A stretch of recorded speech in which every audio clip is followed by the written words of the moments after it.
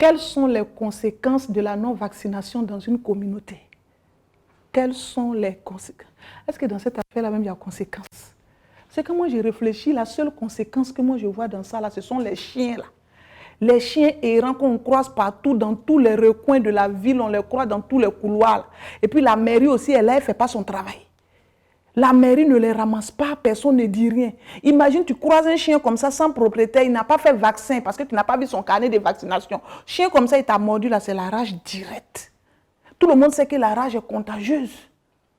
Il suffit seulement que la salive de la personne te touche pour que tu sois contaminé. Donc ça me touche, je suis contaminé, je le touche, il est contaminé, puis on se contamine pour partir.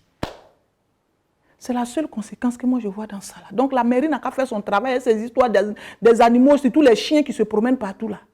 Voilà. Salut à tous, soyez les bienvenus. Nous sommes à l'émission Allô Docteur, c'est Philo, une émission présentée par Niel. Aujourd'hui, on reçoit encore notre docteur, docteur Tanou Rachel épouse Ouattara. Bonjour docteur. Bonjour Philo. Comment vous allez? Je vais bien et vous? Oui, ça va. Okay. Docteur, encore les questions. Hein? Encore les réponses. Les conséquences de la non-vaccination dans notre société. Je parlais de ça tout de suite là. Il faut savoir qu'il y a plusieurs conséquences de la non-vaccination dans une communauté donnée. Déjà, sur le plan individuel, chez l'enfant, chez les enfants. Des enfants qui ne sont pas vaccinés, ils auront un retard de croissance déjà. Voilà. Ils auront un retard dans l'apprentissage par les nombreux absentéismes au niveau des écoles du fait de la maladie. Donc toutes ces conséquences-là vont entraîner, ne vont pas permettre la formation d'un adulte utile voilà, et compétent pour la société. Attends, docteur, pardon. Oui. Donc les conséquences de la non-vaccination, ce n'est pas pour les chiens. Moi, si je sais que quand on dit conséquences de la non-vaccination oui, dans une communauté, c'est dans une communauté donnée. La conséquence que vous avez donnée, c'est une conséquence. Le fait que déjà la vaccination permet de rompre la chaîne de transmission. J'en venais en fait. Oui, j'en viens. Voilà. Donc déjà, la non-vaccination entraînant l'absentéisme scolaire, donc le retard d'apprentissage, le retard de croissance, voilà, ça ne permettra pas de former des adultes qui sont utiles et compétents pour la société. D'autre part, au niveau des adultes même, le fait de ne pas être vacciné par des maladies évitables par la vaccination, ça va entraîner l'inactivité au niveau de ces adultes-là.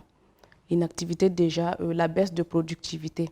Ça également, ça va contribuer à diminuer le pouvoir d'achat de la communauté, voilà, à baisser l'économie, voilà, et pour tout ce qui va avec. Une personne qui n'est pas vaccinée. Voilà, un adulte qui n'est pas vacciné, ça veut dire qu'il peut contracter la maladie qui était évitable par la vaccination. Voilà, dans ce cas, s'il est malade, il y aura une inactivité. Il est malade, il ne peut pas travailler. S'il est malade également, ça va diminuer sa productivité. Voilà, le fait de diminuer son travail, sa productivité, ça va diminuer même le pouvoir d'achat dans la société. Puis s'il ne travaille pas, il ne rapporte pas l'argent. Voilà. Donc ça va contaminer tout ça va contribuer à diminuer voilà, l'économie de la société. Maintenant, d'autre part, ce dont vous parlez, le fait que la vaccination permet de rompre la chaîne de transmission. Quand on ne vaccine pas correctement les individus, voilà, la transmission va continuer. Il y a plusieurs maladies qu'on a pu éradiquer par la transmission, mais le fait de ne plus suivre cette vaccination-là, ces maladies vont commencer à réapparaître. Voilà. Et puis les personnes non vaccinées pourront encore infecter d'autres personnes qui sont plus exposées parce qu'ils ne pouvaient pas être vaccinés, comme par exemple les personnes âgées, les personnes immunodéprimées. Donc, toutes choses qui peuvent entraîner des épidémies dans la communauté. Une épidémie, c'est bon, le fait qu'il y ait la contamination de plusieurs populations données sur un moment. Voilà.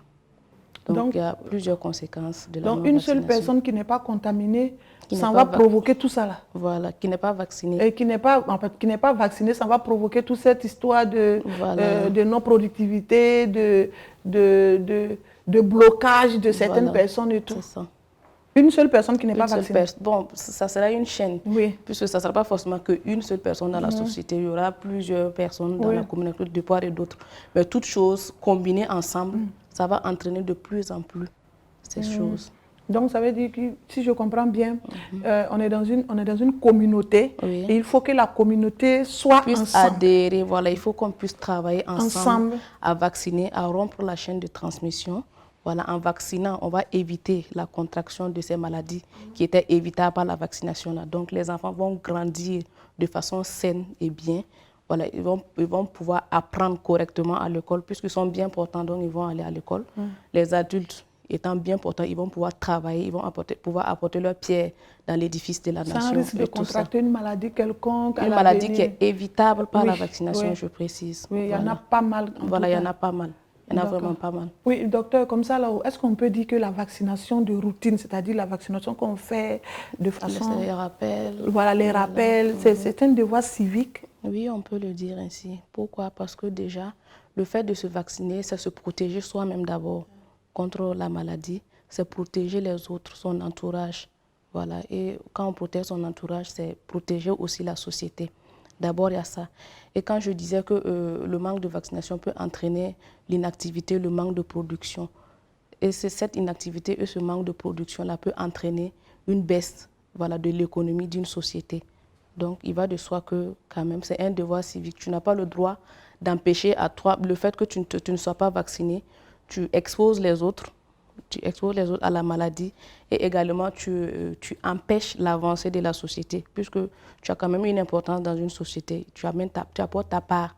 Le fait que tu ne sois pas vacciné et que tu puisses tomber malade, voilà, ça peut mettre un frein au développement. C'est un devoir civique. Mais comme ça, là, comme il y a cette affaire de développement, de freins de société, d'économie, pourquoi on ne vote pas une loi pour obliger les gens à se vacciner? C'est-à-dire, genre, la loi est là, on dit à partir de tel âge, là, si tu t'es pas vacciné, machin et tout, peut-être qu'on peut t'interpeller, on peut te faire payer une amende, un truc comme ça. Peut-être que ça va pousser les gens, je ne sais pas, puisque ça freine l'économie, ça freine l'avancée et tout. Peut-être que ça va venir après. Sinon, pour le moment, la santé est personnelle déjà. C'est vrai que tu peux exposer les autres, mais c'est d'abord personnel. On ne peut pas forcer quelqu'un à s'introduire quelque chose, bon, à préserver sa santé d'abord. On ne peut pas le forcer. On peut le conseiller, l'amener à comprendre le risque. Bon, aujourd'hui, il y a des vaccins qu'on nous oblige à faire quand même. Il faut reconnaître qu'il y a des vaccins qu'on nous oblige à faire aujourd'hui.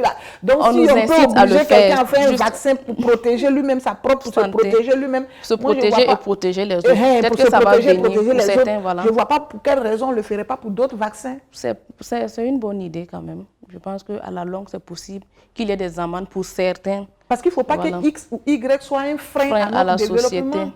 C'est possible, mais bon, c'est délicat pour le moment parce que, comme je dis, la santé, c'est une affaire personnelle. On ne peut pas obliger une personne à se vacciner pour le moment. Mais on peut conseiller, puisque quand quelqu'un refuse de se faire vacciner, c'est parce qu'il n'a pas compris.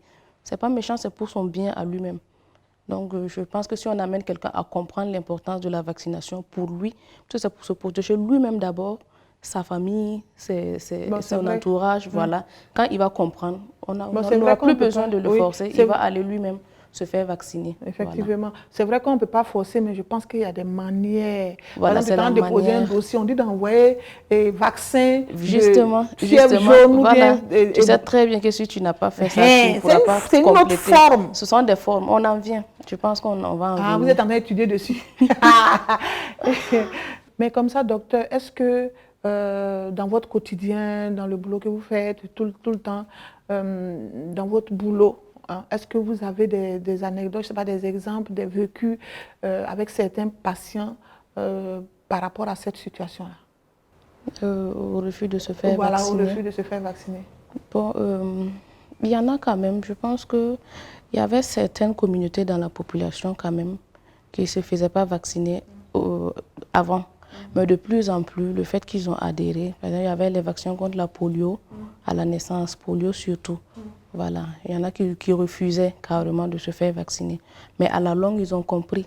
Vous avez vu, de nos jours, c'est rare de voir un enfant handicapé de naissance. Voilà. Donc, je pense qu'il y a quand même eu des changements de comportement, des changements de pensée.